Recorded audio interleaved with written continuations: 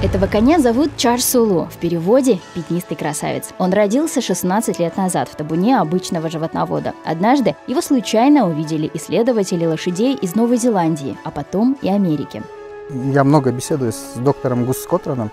Он говорит, ни в коем случае вам нельзя повторить ошибку американских разводчиков Апалуз, потому что они перемешали кровь и потеряли уникальность. А наша пятнистая, пока еще ее можно сохранить. На Чар Сулу были большие планы, готовились документы к его отправке на другой континент. Но он остался в руках этого человека.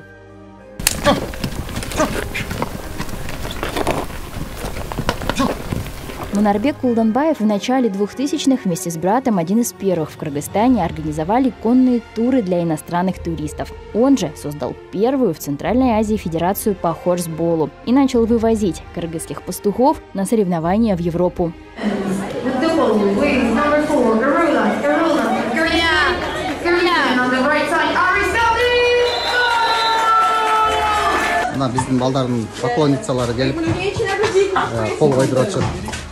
Мы были популярны не из-за того, что мы были из Центральной Азии или из Кыргызстана, а мы были популярны, потому что мы показали красивую игру. И он же организовал первые в истории страны торжественные проводы лошадей на летние пастбища на Джайло. Так еще никто и никогда в Кыргызстане не восхищался этими животными. Узнав историю Чар Сулу, знаменитый французский дом моды Hermès даже сделал платок с пятнистой лошадью и кыргызским орнаментом. Он тогда мне сказал, я вам это платок купил. Думала, ну значит я вот буду вот так носить. А это как платочка.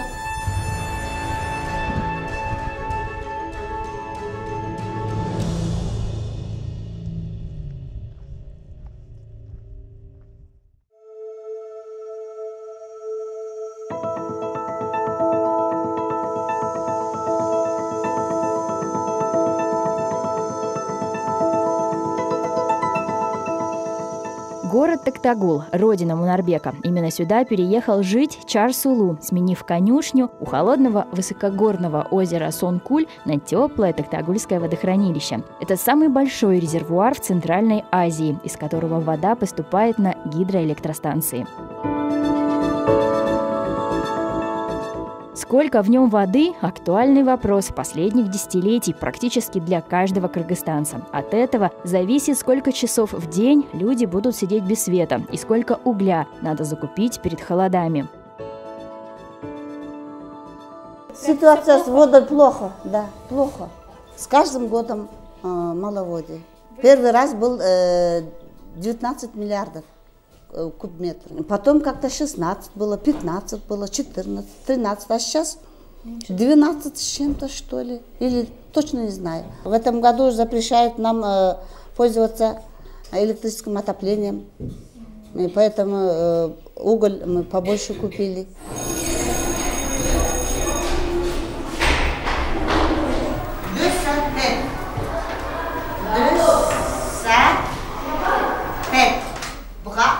Pied, qu'est-ce que c'est? Pied, bout, et la tête, tête, vache. Как токтагулка имеет большое значение для каждого кыргызстанца, также важен оказался французский язык для семьи Иладбу Сатаровой. Она – мама Мунарбека Кулданбаева. И все, что сегодня происходит в жизни ее сына – это цепочка совершенно незапланированных, но судьбоносных решений, которые когда-то начались именно с нее. Французский язык для меня было случайное. Я, когда училась в школе, хотела стать учительницей английского языка, потому что мы изучали в школе английский язык. Потом приехала в университет, хотела сдать документы на инфак, и мне сказали в приемной комиссии, нет места на английский язык. Хотите, выберите немецкий или французский. Но немецкий язык я все-таки по кино я слышала, а французский язык никогда не слышала. И из-за любопытства я выбрала французский язык. И потом стала лучшей студенткой И на 5 курсе меня отправили во Францию на 2-месячную стажировку. После приезда из Франции она стала первым учителем французского в Токтагульском районе. Сюда из Европы стали приезжать волонтеры, которые помогали обучать местную молодежь. В 2000 году сюда приехал волонтер Алексей Шенбаум. И он здесь у нас в доме жил месяц. Тогда Мунарбек, по-моему, школьник был или студент был, уже я не помню, с детьми. Очень он хорошо общался, у него какая-то любовь к детей у него была. А потом они подружились, и на следующий год его он пригласил. Мунарбека пригласил Алексей к себе в Париж.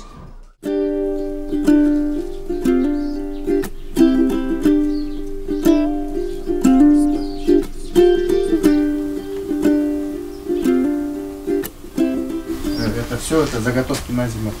Мы сейчас тут еще будем сено докупать, где-то около 1000 тюков. Весной ферма консервируется и открывается только осенью, чтобы лошади могли перезимовать там, где есть еда. Все остальное время животные проводят на пастбищах. Следит за ними коневод по имени Талант. Сам Мунарбек старается приезжать сюда каждые 2 недели. Нам надо кое-что все это акклиматировать, потому что, я же сказал, у нас тут осадки были большие. Я тут как раз шторм, по-моему, шторм прямо с нашего дома здесь начался. Все поднял. Пойдемте домой.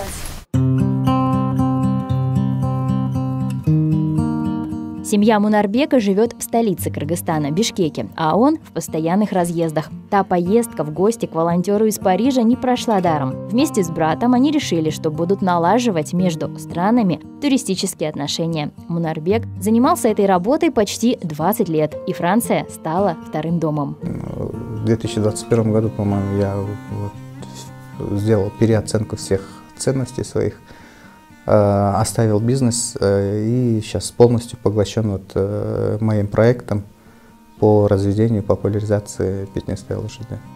Чтобы придать своей деятельности официальный статус, Мунарбек недавно открыл с партнерами ассоциацию, которую они назвали «Чарапалуза». Головной офис у нас находится во Франции. Почему во Франции? Потому что так мы будем ближе к международным организациям, таким как ЮНЕСКО, ФАО, ООН, чтобы в будущем зарегистрировать нашу пятнистую лошадь официально, чтобы она уже получила статус как официальная порода чар. А также, почему во Франции? Потому что там мы видимость, то, что мы делаем здесь, в Кыргызстане, там мы получаем большую видимость для большей аудитории людей. То есть мы не хотим ограничиваться только Кыргызстаном, мы хотим, чтобы весь мир узнал про пятнистую лошадь.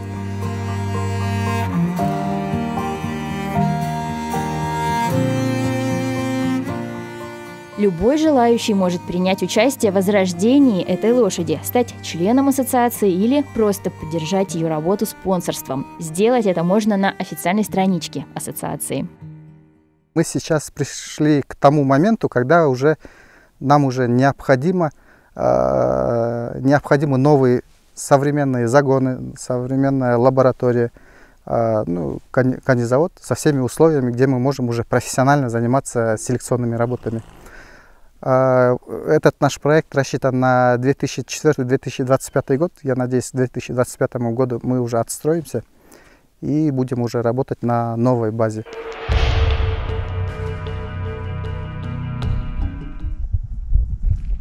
В табуне у Мунарбека сейчас 66 лошадей. И это все потомки вот этого красавца. Самого первого пятнистого коня, который появился у Мунарбека больше 10 лет назад. Это та самая знаменитая, исчезающая во всем мире пятнистая лошадь.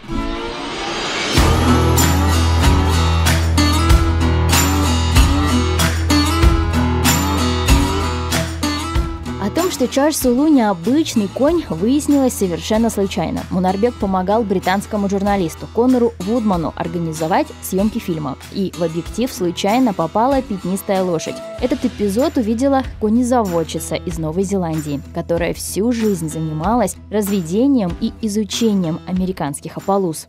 Я никогда не верила, что они попали в Новый Свет из Испании. В таком случае другие племена индейцев, которые жили вдоль Североатлантического океана, не пропустили бы мимо эту лошадь. Мы знаем, что ее разведением занималось племя Несперсе. Они жили на берегу реки Палаус. Это севернее, ближе к границе с нынешней Канадой. Поэтому я и полагала всегда, что опалузы перешли много тысяч лет назад через Берингов пролив из Азии. Тогда он был еще небольшим перешейком.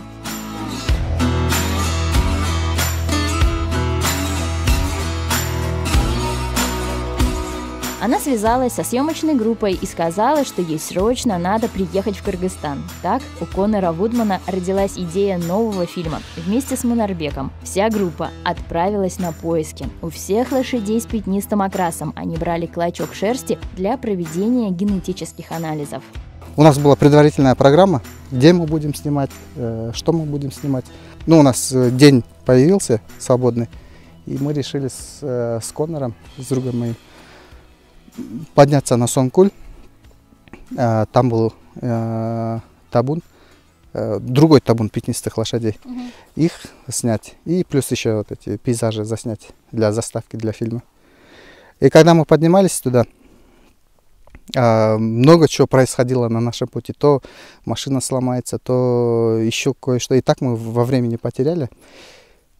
И поднялись на Сонгкуль очень поздно. Смотрю, там юрта стоит.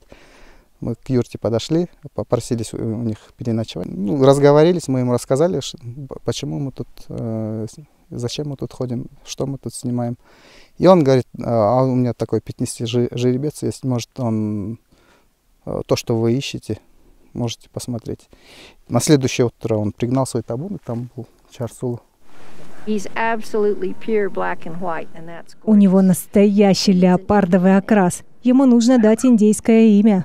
Нет, ему надо дать кыргызское имя. Чарльз Сулу. Хорошо, номер 30. Чарльз Сулу. Мы попросили доктора Гус Котран, он доктор в Техасском университете, и он согласился нам провести бесплатные анализы наших лошадей. Именно выявить, родственны ли они американской опалузе.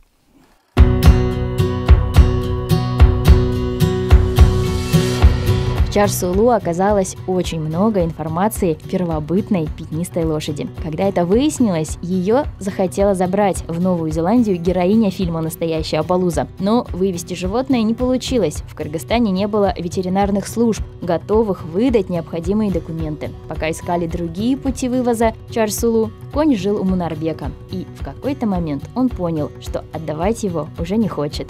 И сейчас я занимаюсь этим не потому, что я должен, а потому, что я получаю удовольствие от этого. Я получаю духовное удовольствие, и мне нравится то, чем я занимаюсь. Чарльз Сулу и все его потомство по-прежнему находятся под наблюдениями ученых из Техасского университета. Результаты показывают, что селекция проходит успешно. На свет появилось 5-е поколение жеребят. Кровь в них уже без примесей. Пятнистые жеребята, они относятся, где ЛП, называется ЛП, выше 50%. Генетическая информация Чарльз Сулу там превалирует, больше. То есть у них больше информации от отца. А здесь, которые не пятнистые, которые получились, здесь превалирует информация от матери. То есть у них ЛП ниже 50%. В будущем, может, в следующем поколении или через поколение эта особенность может проснуться. Не может, а проснется обязательно. И от него выйдет пятнистый жеребенок. Все то, что я получаю, это бесценный материал для будущих селекционных работ. Говорят, индейцы североамериканских штатов находили в пятнах символы, полагая, что это некие послания высших сил. Ученые же разделили окрас пятнистых лошадей просто на 8 видов. Например, Чарсулу, у него леопардовый окрас. Вот этого жеребенка и вон того, это как раз называется blanket cover. Это на русском будет покрыто одеялом, если так перевести дословно. Вот окрас у вот этой кобылы, на английском snow называется, покрытая снежинками. Вот этот черно-белый окрас, ему в этом году будет 2,5 года ему. Это самый удачный вариант, который я получил до сегодняшнего дня.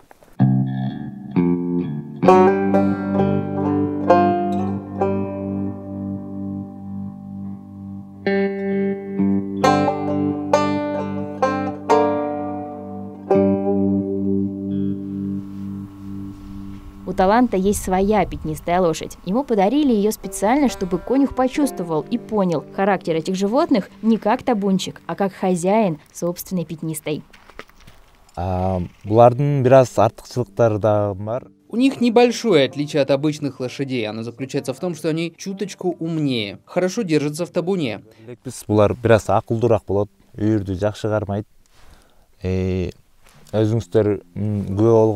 Как вы сами видели, мы легко их нашли. Да, отличий довольно много на самом деле, и это хорошо поймут люди, которые занимаются такими лошадьми. Талант не только помогает Мунарбеку разводить пятнистых лошадей. Он один из первых, кто начал играть в Кыргызстане в хорсбол – баскетбол на конях, придуманный французами. После того, как в стране появилась федерация, местные ребята вскоре поехали во Францию учиться играть и готовиться к первым в своей жизни международным соревнованиям. Вначале было сложно, так как техника в этой игре противоположная көкбөрү, правила другие. Так как я привык играть көкбөрү, в этой игре было непросто адаптироваться к правилам.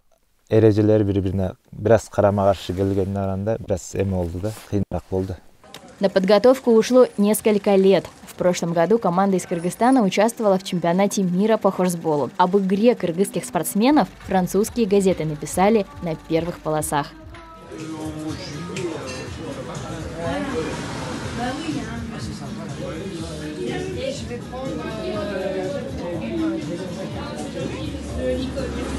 Мы правильно сидели на лошади, правильно сидели, правильно управляли. У нас элементы выездки были на высоком уровне, чем у аргентинцев, например.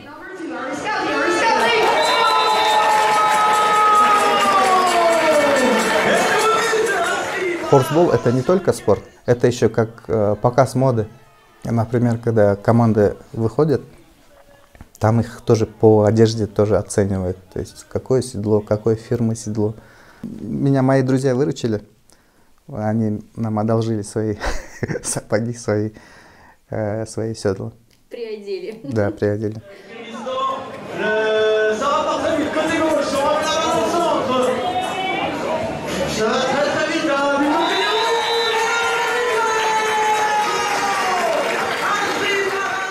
Мы хотим открыть дверь или окно для местных ребят, у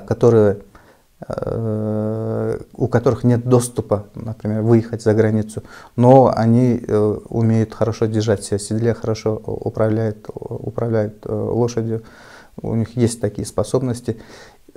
Дать им возможность открыть для себя новый мир.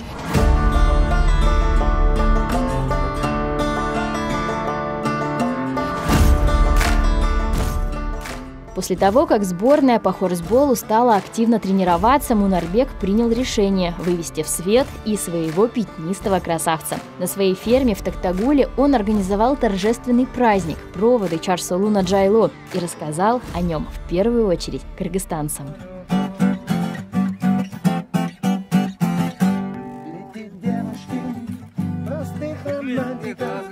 А потом куплет, что ли, как бы идет, да?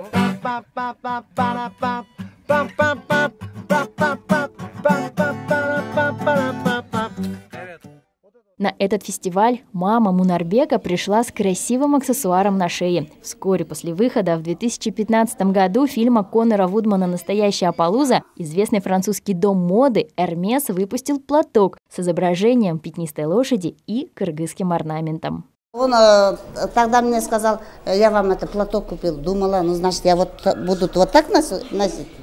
А это как платочка. И вы решили в рамочку? А я решила, что делать. Ну, где-то месяц-два я сюда завязывала. Потом думаю, лучше вот так оставлю.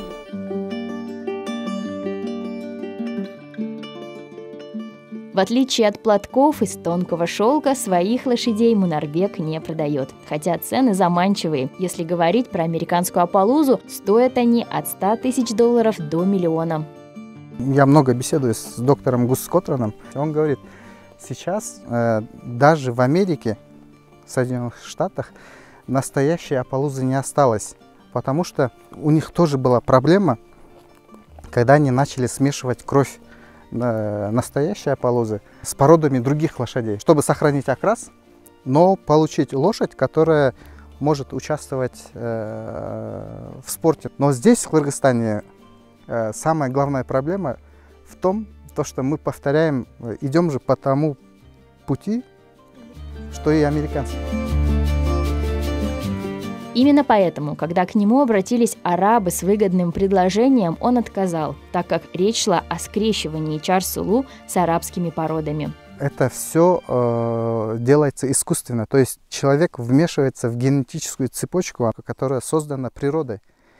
Тем самым, возможно, они получают, да, побольше лошадь, которая скачет, я не знаю, быстрее, но на короткие дистанции. Но в любом случае человек не может соревноваться с природой. В любом случае там где-то есть и будет ошибка.